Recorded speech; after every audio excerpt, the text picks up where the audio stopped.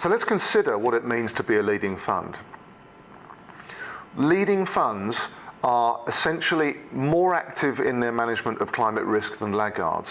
And what this means is generally going away from some of the sacred cows of the industry that really prevent proper long-term investment and long-term risk management.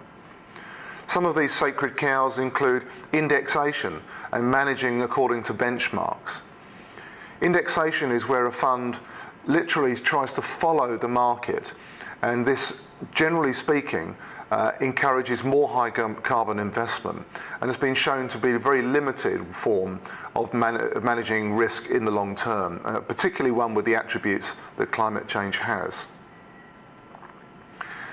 We expect also funds to create a hedge in their portfolios against high carbon risk.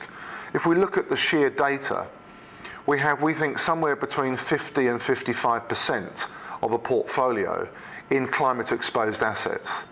Now that includes the financing of those assets, and it does include insurance as well.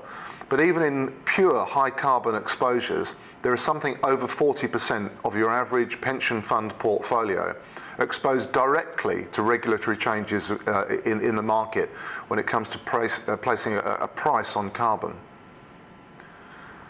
What we expect funds to do, given that you can't further diversify climate risk, and you can't avoid it, and you can't insure it, is that a hedge has to be put into place. What this means is an increase in the low carbon asset allocation for that fund. It's what we call thematic investing. The theme in this case is climate change, and we're trying to mitigate the risk that at one point in time, sometime in the future, a large percentage of the high carbon investments in a portfolio will suddenly become stranded due to a very rapid repricing of carbon. This repricing event is likely to mirror what we saw in the subprime crisis in 2008, when fund managers, on behalf of their institutional asset owners, struggled to sell those assets profitably. And of course, a lot of them were left stranded. And the same will happen again when it comes to the high carbon investments in the portfolios of these pension funds and other asset owners. And that is why the low carbon hedge is the only real protection against that period.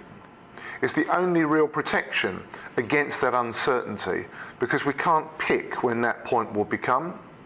All we do know is that it could be 3, 5, 7, 10, it might even be 15 years away.